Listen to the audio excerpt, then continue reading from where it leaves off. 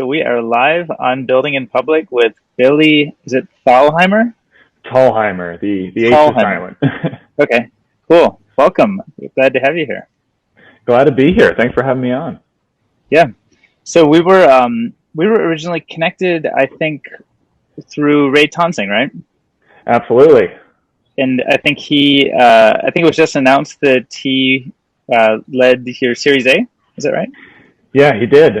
Really stoked to be on the Caffeinated Capital team. And in Yeah. the CNBC article that just came out, he had some glowing words for us. So he's been awesome to work with. I saw that. That's awesome. Yeah, and he also connected us with Blake earlier from Boom. It was awesome, like all of this innovation happening in aviation. And I think also Will from Varda, right? Oh yeah, yeah.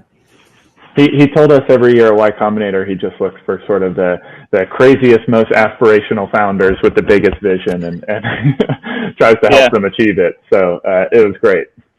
That's awesome. Is that how you first met him, through YC? We actually met him as an introduction through Founders Fund. So Founders Fund invested just actually about an hour before he did, and then Deli at Founders Fund referred us to RT. Wow. Awesome. So, I think there's so much to learn about kind of how this all came together. I think, the financing is probably several steps ahead. So I wonder if we were to sort of like rewind it, take it back to, kind of your background. I understand you were in aerospace for a while before starting this. So can we talk through a little bit of like kind of your background, how you got excited about this problem? Awesome. Well, I've always been an aviation nerd, an aerospace nerd. Went to MIT for undergrad and grad, focused on, at the time, space, and then sort of transitioned over into aircraft. I spent some time at Blue Origin and Virgin Galactic. Oh, cool. And actually at the time I wanted to be an astronaut, and MIT had the most astronauts. And so, wow, that's awesome.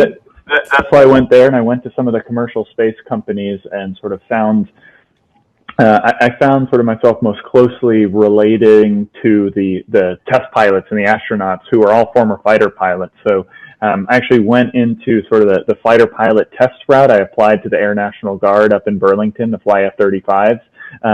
Got the job and then got Lyme disease around the same time, and so was actually unable to join.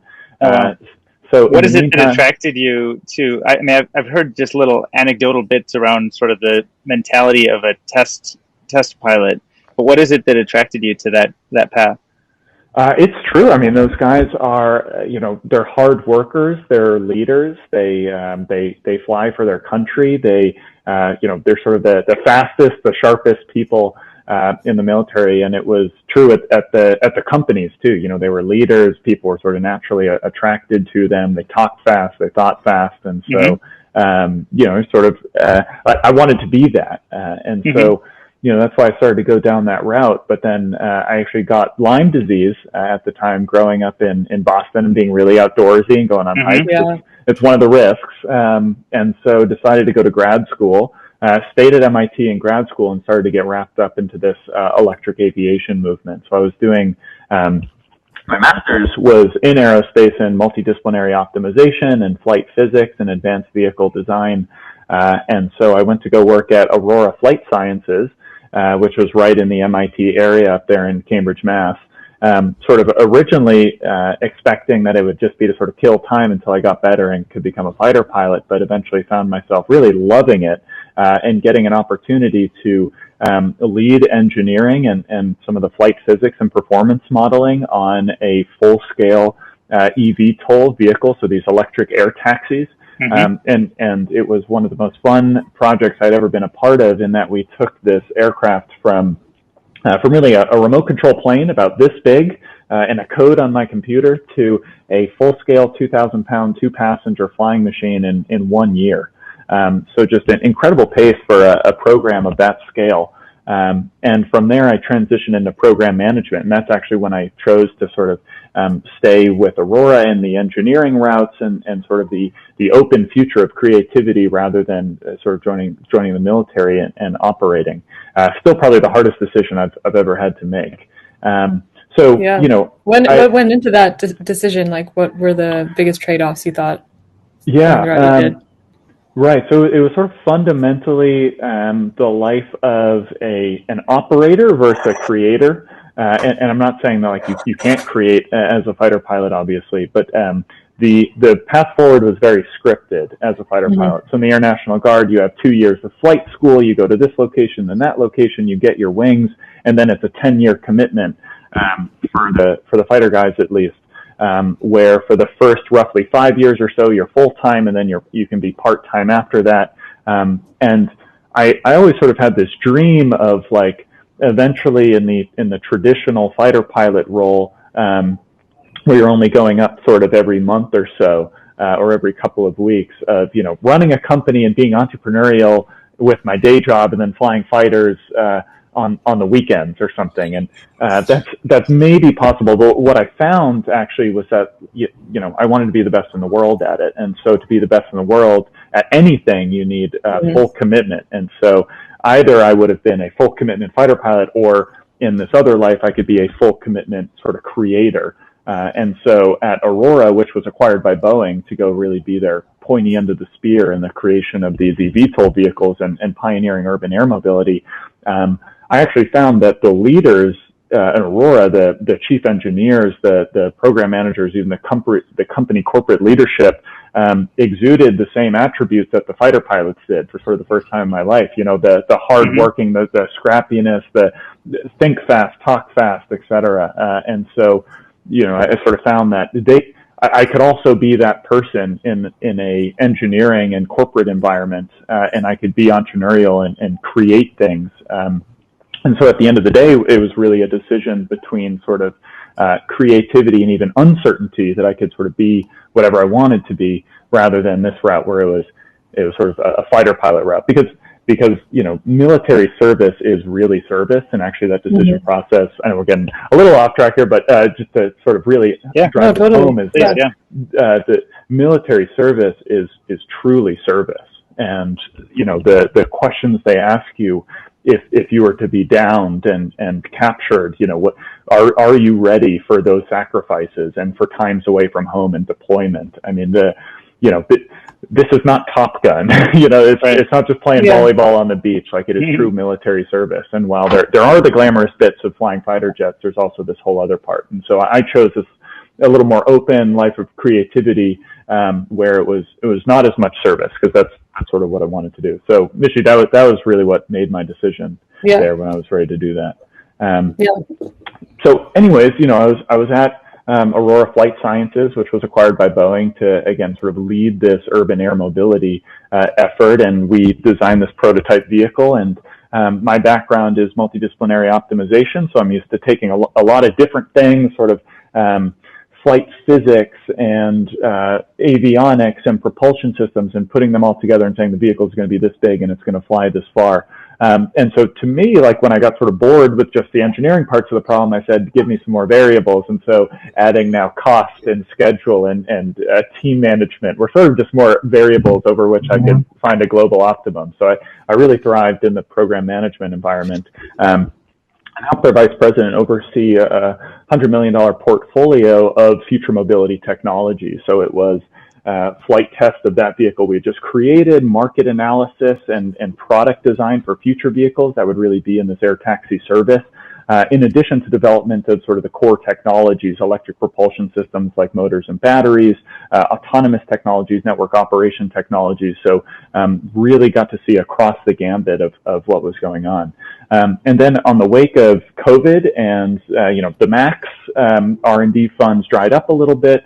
So I actually shifted into program management, where before we were really focused on developing these technologies, and then I transitioned to spooling up the overall company's business development efforts to sell those vehicles and capabilities, both in the U.S. and internationally. So I had this amazing opportunity in a relatively limited amount of time to see the electrification of aviation efforts from the engineering side, the program management side, and the business development side. And, from my career as a pilot, both a private pilot and aerobatic pilot, and sort of engaging, and that, I also sort of saw it from the operational side of the house.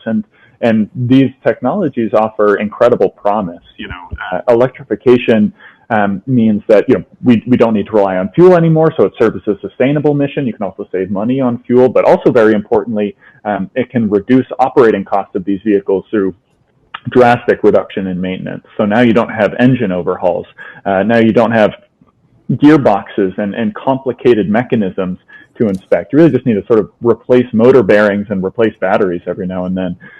So huge potential, but I kept running into the same problems in trying to electrify aircraft. On one hand, it was certification and the onerous pathway to certifying in an aviation environment. If you look back over the past 20 years or so, new aircraft programs take about $1 billion in a decade to certify. Wow.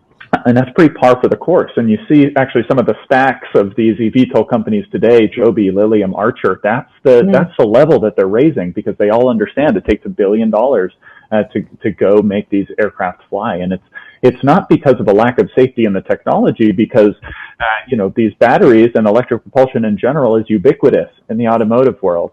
And it's the same technology that we'd be putting in planes, and the market is craving it and demanding it on the automotive side, and yet we can't get it into aviation because really the regulators are not incentivized to innovate. So new technology also represents new risk that needs to be very proven out, and that is important because aviation is held to a higher safety standard than automotive. But it still means that it's a challenge, and it takes $1 billion in a decade to get new things there. So trying to bring these great technologies to market, that was one frustration. On the other side of the house, it was battery technology, and that for the first time in history, batteries have high enough energy density that we can fly entirely electric aircraft and put people in them, which is amazing, but we still can't go that far. So by our calculations, the eVTOLs, these air taxis, can maybe go 30 or 40 miles in operations. A conventional wing electric aircraft can maybe go 70 or 80 miles. And fundamentally, there's not a lot you can do with those routes. Maybe you can fly around the city, but it's hard to sort of build up enough traffic over 40 miles to really represent a substantial time savings in a multimodal solution like an air taxi. And a lot of waterways are longer than, say, 70 miles long. And so it didn't really seem to be the overall solution to the market that we wanted. So it was these two challenges. It was the certification pathway and the limitations in ranges and battery technology that frustrated myself and my co-founder, Mike, being at Aurora Flight Sciences and Boeing and trying to bring these things to market. That was sort of coupled with our history and sort of the needs of the world in transportation, and that I think fundamentally regional transportation is flawed. I grew up in Boston, and our team is based in Boston for now, and I can't get to New York in under 4 hours, no matter which way I go. I'm actually spending some time on the West Coast right now, and I just drove from Santa Barbara to LA and LA to San Diego, and the traffic is crazy. And I just look out at the water and I see why don't we use that? Right. And look anywhere in the world. Look at the ferry industry. There's 2.1 billion ferry passengers per year. That's about half as big as the global airline industry. And all these boats go less than 30 miles an hour. They're doing routes between 50 and 150 miles. So you need to plan all day to do it. And so that's why you need to bring your car. And so I said, why can't we do something faster? Why can't we service these ferry routes and cross these waterways in a new way? It's 2021 and we can cure COVID in a year, but we can't, I still can't get to New York in under 4 hours. We need to innovate in that space. And so it was at sort of the crossroads of trying to bring electric aircraft to market and the frustrations on the aviation side, and just this real interest in seeing how there is a space in the market and a lack of existing vehicles for regional transportation that brought Mike and I back to the water to found Regent. And it sounds like there's the regulatory nature of kind of moving around cities is one of the frustrations that you expressed, because regulators aren't incentivized to solve these problems because of the risk. But is there a different, is doing everything on water a much different sort of perspective from the regulator side, or much lighter on regulation needed? It's a different regulatory pathway, and so it uses different regulatory bodies. So to be clear, the safety aspects of this are still the same. And actually, our certification path and an aircraft certification path point to the same single document, the same safety analysis document that describes how to build a safe vehicle and quantitatively show that it's safe and robust enough. But fundamentally, so these vehicles that we're building, we call them sea gliders. But the class of vehicle is called a wing and ground effect vehicle, or a WIG. And WIGs are essentially aircraft that fly very close to the water surface. And because they do, they fly in this aerodynamic regime called ground effect, which you can kind of think about as like a hovercraft, where a hovercraft pressurizes air under the vehicle against the water and it contains it with a skirt. WIGs are basically hovercraft without the skirt. So they pressurize the air under the wings of the vehicle, and so there's high pressure air under wings all the time, and it's much more efficient when you can push against a hard surface, like the surface of the water, than it is if you're just pushing on more air beneath you. So WIGs actually have these aerodynamic benefits, which for a fixed fuel supply, like a battery, manifest in range improvements over aircraft. But because we are staying in ground effect, which means say half a wingspan over the water, so 5 to 30 feet over the water surface, operationally we are a watercraft because we're not entering airspace, we're not basing off of airports, we're not interfering with aircraft. We're following boat laws. We need to follow buoys, and we need to go dock to dock, and we're following waterways. And indeed, we need to, circumnavigate and avoid boat traffic. And so, because the operations are fundamentally maritime, the two international societies that govern this, ICAO, the International Civil Aviation Organization, and the IMO, the International Maritime Organization, got together and said, okay, we have these WIGs. They're sort of a hybrid between boats and planes. Where do they fall? And they said for WIGs that stay in ground effect at all times, they're under the sole jurisdiction of the IMO, meaning their maritime law. Now, it's up to each sort of member country of the United Nations to adopt those laws and adopt that rule set. And so in the U.S., that's obviously up to the Coast Guard and the FAA to decide. But we've been pushing forward with the Coast Guard, and they said they'll be handling our design basis, which is the set of rules that we basically certify to. So we've been working with the Coast Guard, and the FAA told us, they have a ton of applications right now because there are so many electric aircraft. So even if the certification is different, sort of just being one of the few applicants to the Coast Guard rather than the many in the FAA, even that buys us some expediencies. But I think the true expediencies actually of being in maritime are going to be in testing, in that we don't need to clear airspace. We don't need to coordinate as much with airports, with communications authorities before you do flight tests. Like coming from a flight test background, the logistics and overhead of setup and prep and communication for flight tests are enormous, are many times what you actually spend in the air. And so this case, we can just go out to the water and we can clear a waterways, and now we can test at low altitudes and low speeds and be right next to the sea glider as it's flying and going through its sea trials. And so even just in testing and having an expedient test campaign, it gives us, faster route to market. So it sounds like some of the early choices have both, like there's the kind of technology and range, as well as the regulatory stuff. And do you feel like you spend the first, I don't know, it must take years to get this kind of thing kind of fully to market and operational, but you spend the first years focused on that, and then do you have sort of an intuition around how that expands, either regulatory gets more accepting or the technology improves faster? How do you think this sort of plays out over long time periods? Sure. Well, our plans right now involve starting with prototyping. We're building fast and we're testing these things often. So we'll be doing sea trials of roughly a quarter scale prototype. So 15-foot wingspan, 400-pound unmanned test vehicle by the end of this year. By 2023, we're planning to be doing sea trials of a full-scale 12-passenger prototype vehicle, where we'll show really the safety and operational ability of the full vehicle.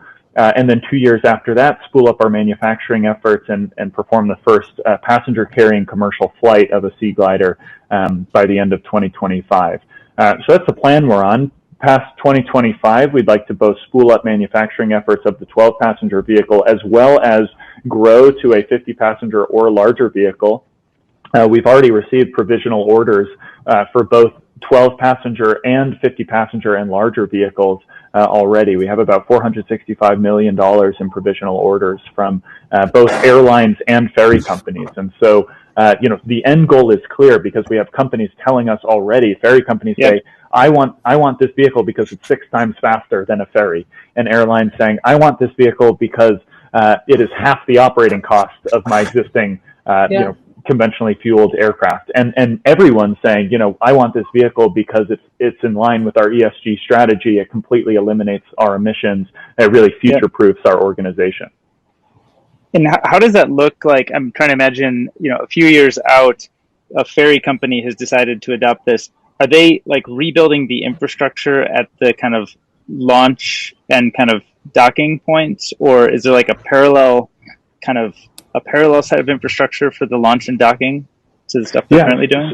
So we're designing the vehicle to be able to fit with existing docks, and I think that'll be especially beneficial with our ferry operator customers, and that they can, their customer base is used to going from dock to dock already, and we can facilitate that with our vehicle.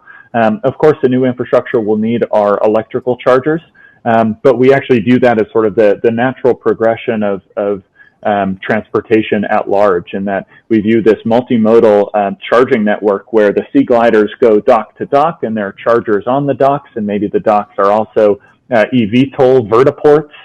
So you can take the sea glider to the dock between cities and take the air taxi inbound to your terminal location in the city. And maybe there's a fleet of electric cars also at these dock vertiport hybrids, and they all share the same charging infrastructure and battery infrastructure, et cetera. So that's the vision we're really trying to support, and indeed is sort of the vision that President Biden and this new infrastructure bill is setting, and that it's really meant to support shared infrastructure. And so, at Regent, we 100% support that vision. Now, as it pertains to integration with the airlines, I think there's huge opportunity for sea glider docks at airports, because one of the biggest issues now is you get to an airport, and if you're not sort of in the immediate area, it is a pain to go travel to your final destination from the airport. Conveniently, most airports at coastal cities are themselves coastal because it's a great place to fly really loud aircraft to route them over the water. And indeed, most aircraft routing is based on noise mitigation. So we have these coastal airports anyways, and we're starting to work with airports and municipalities now to say, what does it look like to install a sea glider dock at the airport so that the customer can fly in, hop on the sea glider dock, go 150 miles down the coast, and now be at their real destination. Wow. That's really cool. What is the process of, like, as a startup, talking to some of these operators, like the ferry companies or the bigger corporations that you might be partnering with? What does that exchange usually look like? And I don't know, it seems like it could be pretty challenging before you have prototypes or anything out and working. So what's that dynamic usually like, and how have you navigated that? Sure. Well, I can say that, one of, I guess, the opportunities enabled by COVID is that the world has become more flat now than it has ever been. And everyone has, Zoom or similar installed on their computers, and everyone's checking their LinkedIn every day. And so actually the, outreach process has actually been far easier and facilitated by that. And so we've been able to reach out directly to executives of these companies and say, hey, this is what we're doing. And we've been trying to really cast our benefit in a specific way and showing the ferry operators, we understand your business model, and this is how your revenues look with a higher utilization, faster vehicle that also reduces your carbon footprint and your maintenance costs. And likewise for the aircraft companies. And this is what it looks like if we can couple sea gliders to your existing airports and offset some of the terminal trips of your passengers and expand your hubs, or even replace some of the routes that, say, turboprops or regional jets are doing on short haul, where the economics of flying sort of conventional pressurized hydrocarbon fueled aircraft break down. So we've taken a really specific approach and really strive to understand the business models and operating models of these airlines and ferry customers. And we're we're looking not to establish sort of a customer-supplier relationship. This is our widget, and do you want this widget per se, but really to develop a collaborative, what we're calling launch partnership. Our initial customers are really our launch partners because we will determine the product market fit together, and collaboratively we'll say, what are the operating conditions where we plan on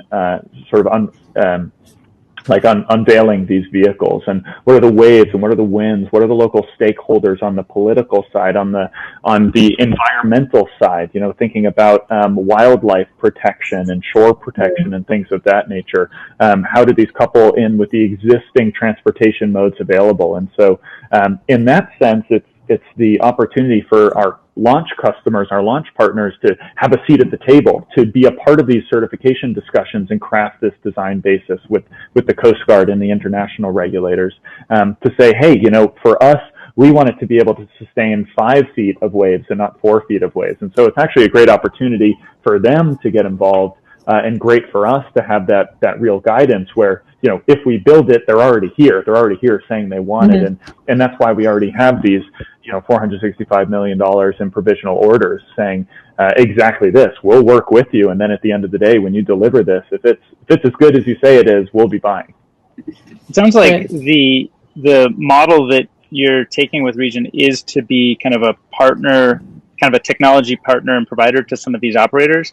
And, given anytime there's like a substantially new disruptive technology, it sometimes opens up new markets. And I wonder if you've noticed or spent much time considering if you wanted to be an operator of routes that may not exist yet, or if that's something that you're excited about or just doesn't make sense in the business, or kind of how do you think about sort of, opening up new routes that are underserved or not really served by kind of ferry operators or airline operators today? It's a fantastic question, and it's one we've actually gotten a lot. We've gotten a lot from investors, and there are a lot of routes that are not served today. For example, LA San Diego, which could be unlocked as a commuter option and enable living in one location and working in the other today, that really does not exist because a vehicle like this doesn't exist. So it's a great question. Initially, our team is really engineering focused at this point, and critically focused on developing a safe vehicle and bringing this capability to market. And so we're taking the like airframe OEM model, or the Boeing model, if you will, of selling the sea gliders and maintenance services for the sea gliders and training services for the operators of these sea gliders for now, because that's really where our core competency is, and we want to stay laser focused on that. We also feel that leveraging the sort of the already large market and customer base of the operators of the airlines and ferry companies, their networks, their sort of ticketing models, and even their relationships with, say, dock operators or airports is going to be critical to really bootstrap this and bring this to market quickly. Is there potential for us in the future to maybe open up, a separate branch or subsidiary to operate ourselves where it doesn't exist? Potentially. But right now, it's just getting that insight from the operators and forming these launch partnerships, I actually think will make us a better product in general. And sort of regardless of how we did this, even if we were focused on, or not focused, but even if we were saying we would operate in parallel to developing the vehicle, we still need the vehicle first anyways. We need to show that that's safe. So that's really why we're laser focused on the vehicle aspect for now. Yep, makes sense. Yeah. And what about the team? So I'm curious about your story, meeting your co-founder, and then also the first few members of your team and advisors, how you've gone about that and what you're thinking about in terms of growth coming up. Sure. Well, our hires to date have been primarily engineering hires because, as I said, we're really focused on bringing these vehicles to market safely and expeditiously. Brian Baker is our lead designer. He's probably one of the few people on the planet that has both designed and done performance analysis for the hydrodynamics of racing yachts. He was on the Team Oracle USA America's Cup team and has simultaneously developed electric air taxis and led aerodynamics for aircraft. So I met him when I was at Aurora Flight Sciences with the Boeing company. and sort of immediately hit it off with him. And when I was starting this, he was the right guy to talk to. And so he was actually interested in this later and reached out as soon as we sort of came out of ghost mode and the website came up and said, "This is exactly what I want to do." And I said, I figured you'd say that. Dan Cottrell is our director of engineering, and he is one of the most experienced people in the world on designing and installing electric propulsion systems for aircraft. It's, as you can imagine, a pretty nascent industry, and so he's done it on several. Aurora Flight Sciences is a fantastic place if you look across their history of aircraft prototyping and ingenuity and rapid prototyping and flight test. It's just a sort of a perfect incubator for that kind of skill. So he was similar and sort of reaching out saying, this looks super interesting and you want to be a part of it. Ted Lester is our director of safety systems and certification. And it's really, Regent is committed to safety as number one. And that's why it was critical for us to bring a director in who could lead that from the get-go, ensure that we're interfacing with the regulatory bodies in the right way, and that we're crafting our design basis holistically and comprehensively, ensure that we're tracking our system requirements and meeting them and planning our tests criteria so that we can check off the boxes and prove a safe system. He comes from GE Aeros, which is doing the next generation of certified aircraft avionics. And so he has a deep understanding of certification of new systems and flight critical systems. And so he just brings a wealth of knowledge to the team. Are a lot of these people that you already had in your network, or sort of once you kind of got it all going, you branched out to meet some of these people? Or how did sort of Brian and Dan already had Brian and Dan I already had in my network and had worked with them before.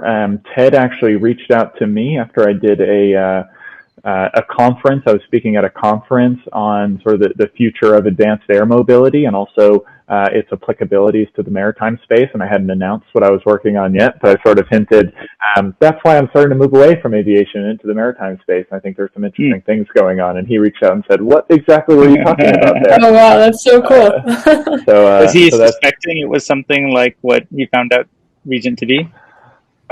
He was not. I think he was just really curious, why an airplane guy was all of a sudden doing a maritime company. So, right. So he's been a tremendous addition. In terms of our advisors, going through MIT undergrad and grad, I had a pretty vast network of fantastic entrepreneurs, former founders, investors, et cetera. And so we started with a few groups, and actually Kohala Ventures, which is run by Eric Del Balzo, is one of our most influential angel investors and advisors. And Eric just takes a really deep role in advising. And so he and a former founder, Ian Cinnamon, who founded Synapse, which was acquired by Palantir, those two really sort of helped us off the ground and said, your pitch deck looks like crap, change this, and this is how you should think about talking to investors. And so having the experience of people who had gone through it before, we're really just trying to surround ourselves with people who are smarter and more experienced than us, because if we keep recruiting, if we keep attracting them and then they go recruit people who are smarter and more experienced than them, eventually we're going to have an amazing team here. So, we've been really fortunate to build that up now, and we're continuing to build. I mean, we're hiring across the board, the engineering disciplines, the physical disciplines, mechanical engineering, aeronautical engineering. We're hiring for software people, flight controls people, avionics and embedded systems people, and we're hiring up on the BD side of the house. So looking for a director of business development, and we'll eventually be hiring marketing and finance roles to go along with it. So we're spooling up the team right now. We have a lot of runway, and we're excited about it. And are these going to be people mostly from the aviation industry, or people like a generalized software engineering skill set works here, or generalized kind of business development skill set, or is it like specific technologies and tools? Or? I'd say we're looking for people who have exposure to, hardware, and I would even say vehicle systems. Does it need to be aircraft per se? Probably not, but, maritime experience, EV experience, space experience, especially on the BD side. The contracting vehicles can be similar in some of those industries. but there is something fundamentally different from writing software where people's lives depend on them to writing, an app. And I'm not detracting anything from the app. You can code a hell of a lot faster when you're writing an app than you can when you're, doing flight critical, safety critical systems. But we're looking more for that, flight critical system skill set in our developers. Right, makes sense. I visited the Kohala Ventures investments page, and you want to talk supportive investors, you're the only brand that shows up.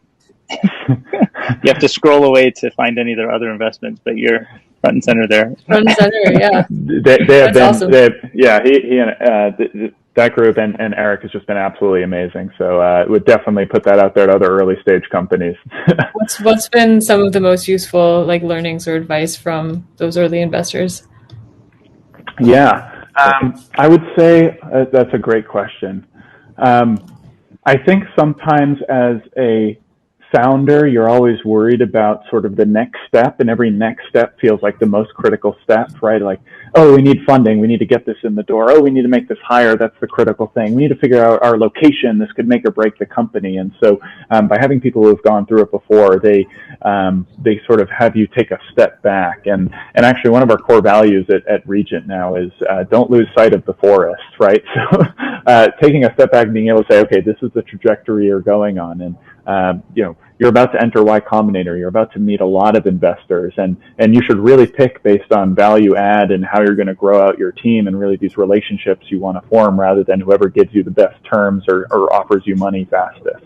So I think it's really that viewpoint and that patience and that long-term thinking. And Regent is a 10+ year company here. I want to be doing Regent in 50 years when sea gliders are all around the world. And so we need to start thinking like that and making decisions like that even at the earliest stages to ensure our success. And how did the financing history work? Like, did you start working with Kohala and then kind of get into YC? And how did you think about kind of the kind of value that you were hoping to get from working with Y Combinator?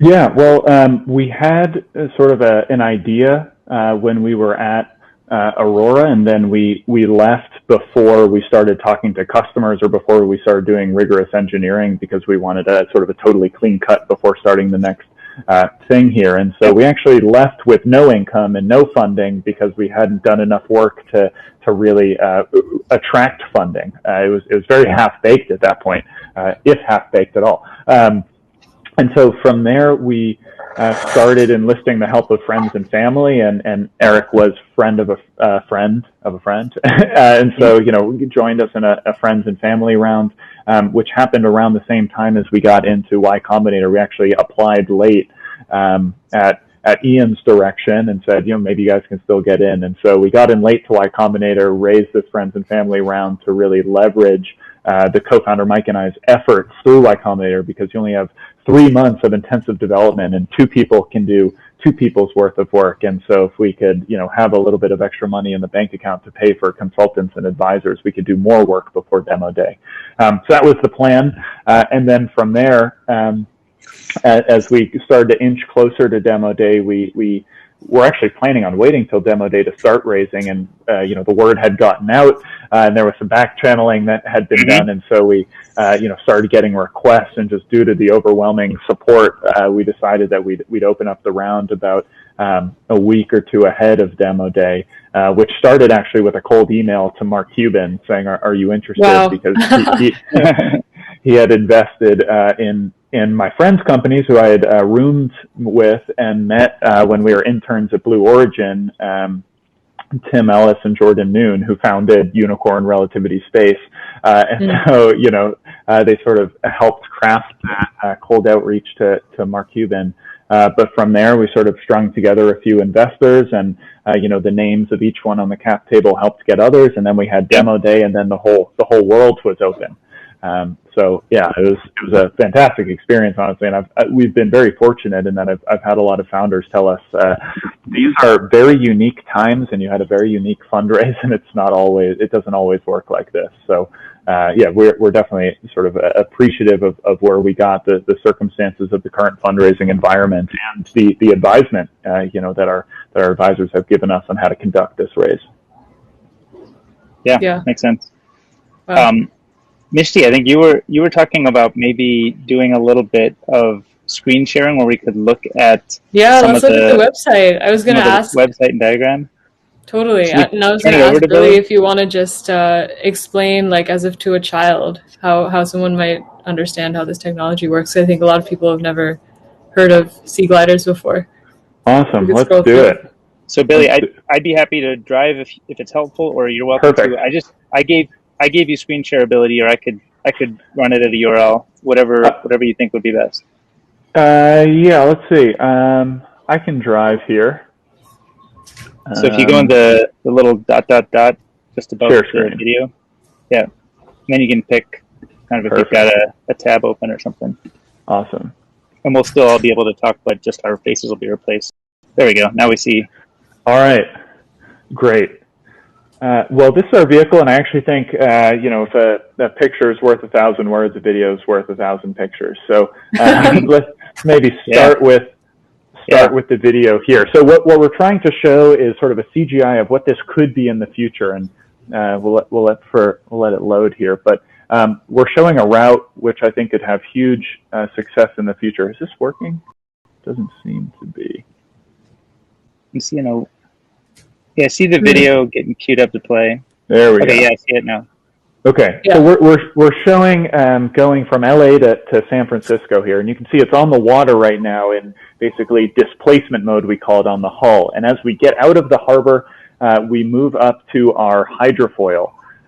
And when we leave the harbor and the boats, then we take off on our wing. And I can explain the differences in those phases shortly.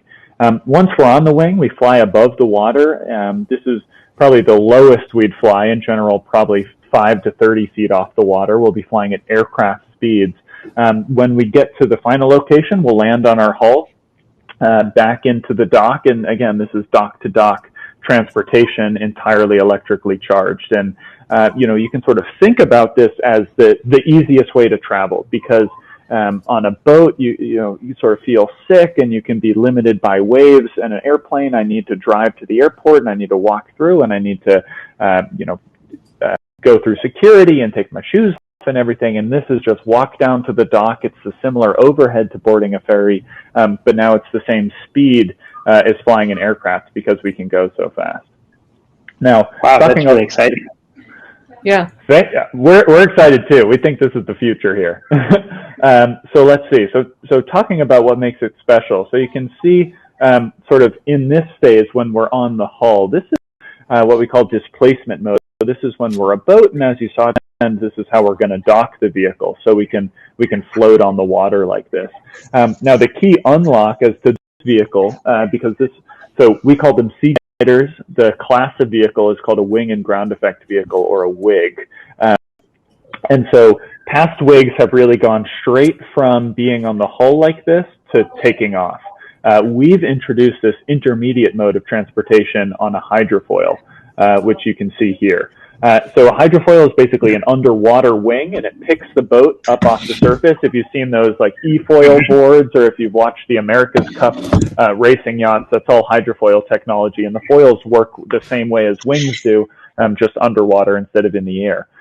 So is that for like stabilizing it or for lifting it up? It's for lifting it up. And so we'll be stabilizing this with a digital flight control system. But the point of lifting it up is several folds. One, we can go faster than a typical boat. And so we can go between 20 and 40 miles an hour on the foil. Two, is that we're completely insulated from the waves. So you can see here, you get waves underneath the vehicle. But the ride comfort when you're on the foils is actually tremendously smooth, even in waves. And one of the problems with all past WIGs, and indeed seaplanes today, is that they're not very wave tolerant. If the waves are higher than 2 to 3 feet, you can't fly at all. And therefore, if I'm a commuter, I'm not going to depend on a seaplane ride or a WIG ride if they existed, because I'm not sure the weather or the waves will be good enough to enable me to fly. So, that can't be my commuting option. So in this case, wave tolerance was a critical consideration for the design of the vehicle to really unlock these designs. And this hydrofoil gave us that wave tolerance, because now we can comfortably transition through the harbor. Now, the other thing, if you think about seaplanes or past WIGs, is that they basically need a takeoff run, which is not able to be done in crowded harbors because you have a bunch of other boat traffic, and sort of the busier the city and the busier the harder it is to clear really a runway. And so what these foils enable us to do is transition through the harbor at boat speeds, at fast boat speeds.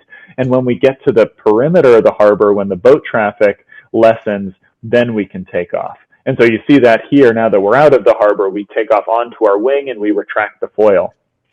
So it's really this hydrofoil that unlocks sea gliders and wigs in general, as we feel as this viable mode of transportation.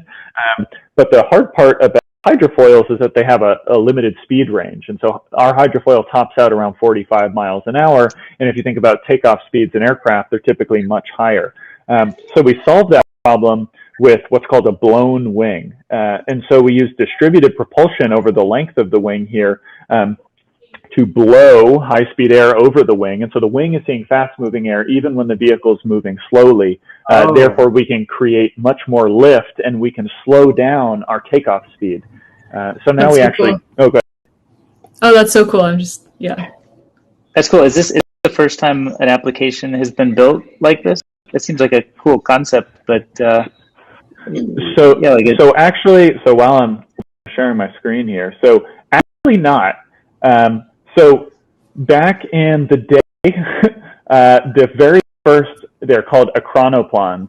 They're the first wing and ground effect wig vehicles. And you can see they also use some distributed propulsion, but in their case, it was just 8 different turbojets. But these vehicles really showed a different... Did you switch to a different view? Hang on, I think I was sharing just a single window. Hang on, stand by. I can... Okay. Let's see. It's great. I love getting a look at the, the thing so with cool.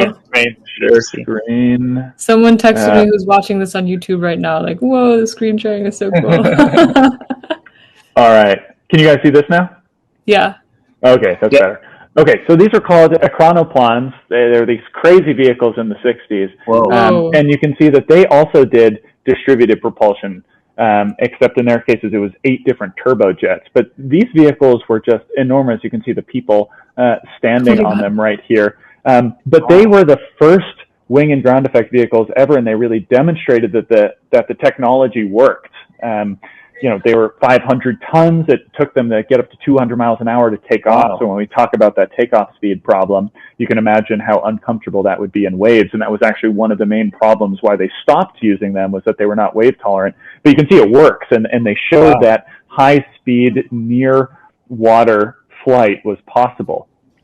Today, sort of the most successful one is this Airfish 8 vehicle out in Singapore. And they're sort of trying to do similar things. However, you watch the takeoff run of these vehicles, and you can imagine if there were crowded boats, this would be a no-go. Their takeoff takes, we're at 4x speed here. It starts skipping off the surface. There's no waves out here, so you can imagine you definitely could not do this if there were any waves.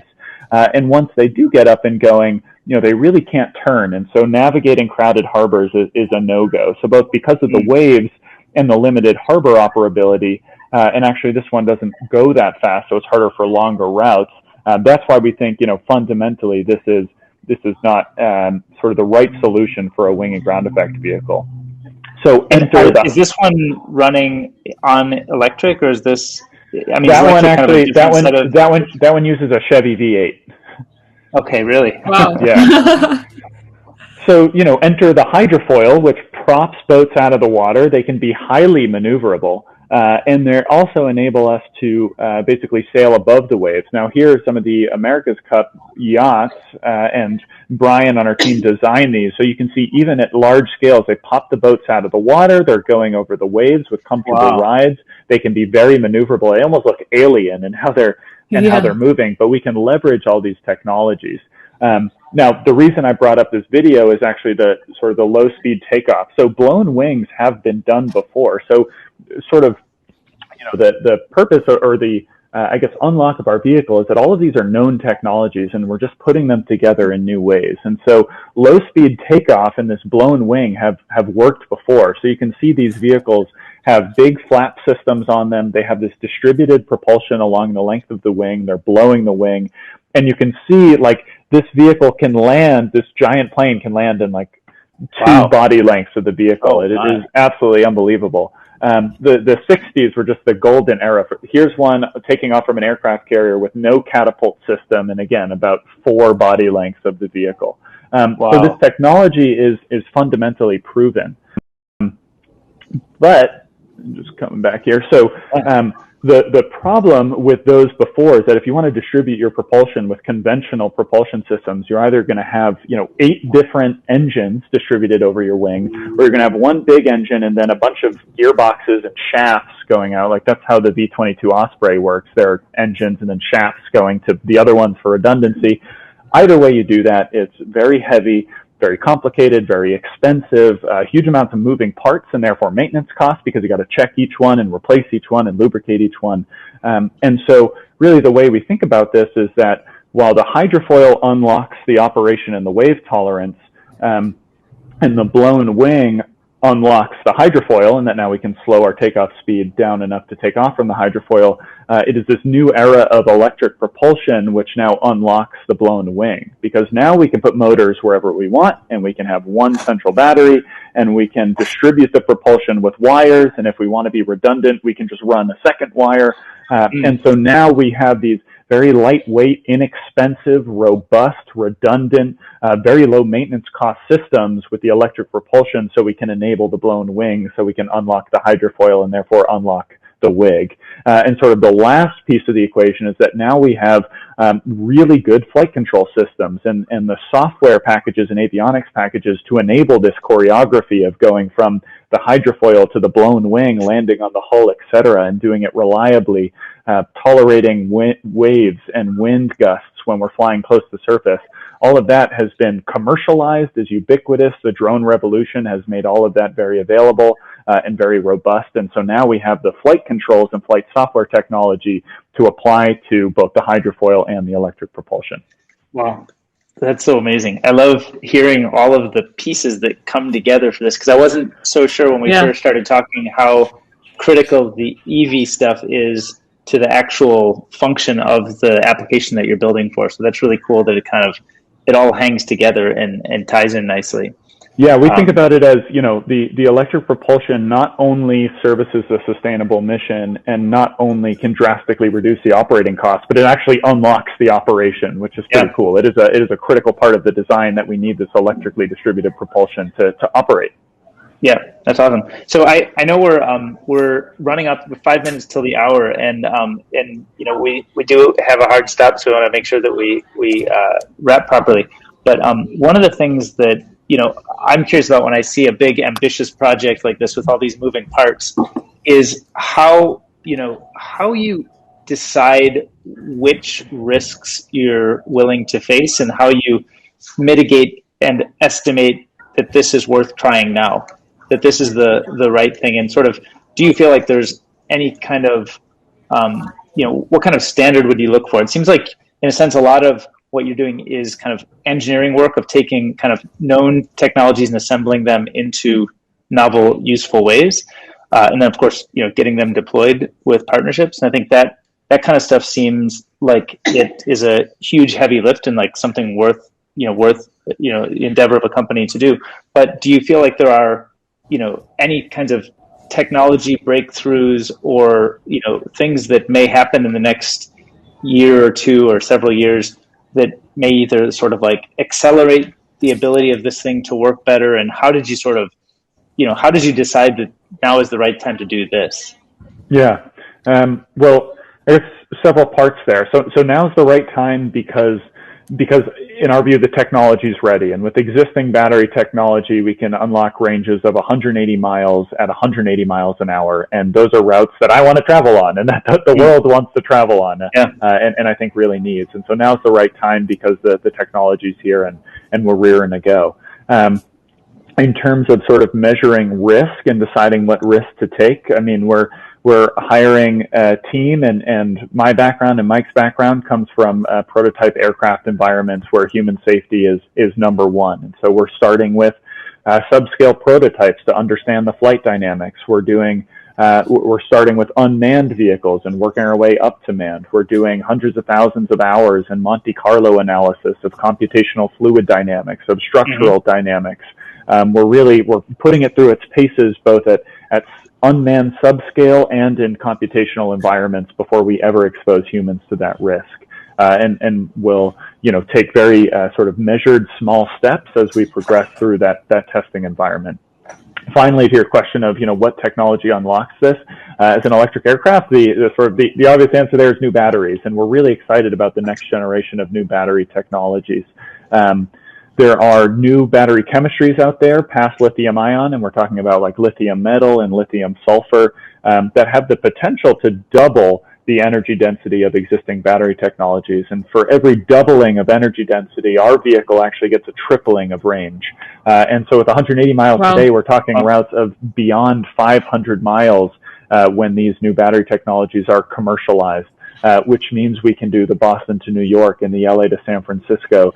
We can do the most flown route on the planet, which is actually Seoul to Jeju in South Korea. Jeju's like the Hawaii of South Korea. 14 million passengers a year do that flight segment. It's about 300 miles and it's water to water, right? And so those new battery technologies just unlock all of these regional routes that, again, aircraft don't service well. They're too long for boats. And it's time we connect the world in a better way. Love it. That's so inspiring. I can't wait to see this happen, especially as a resident of San Francisco. Sounds like maybe San Francisco, LA routes may be among the first ones you're exploring. I hope absolutely. I hope those fruition. Cool. Well, with that, I think we should wrap as we're at the hour. Thank you so much for spending the time, Billy. It's been a total blast to get to learn about what you're building and see the visuals of what you're building and kind of all of the process behind it. So really appreciate you spending the time with us. Thanks so much for having me on. Excited to be here. Cool. And we're going to clip up some highlights, and you'll see them show up on Twitter. So sounds good. I'm at Billy Thalheimer, so I'll make sure to retweet him. Awesome. Great. Cool. Thanks, Billy. Great. All right. Okay. See you guys. See ya.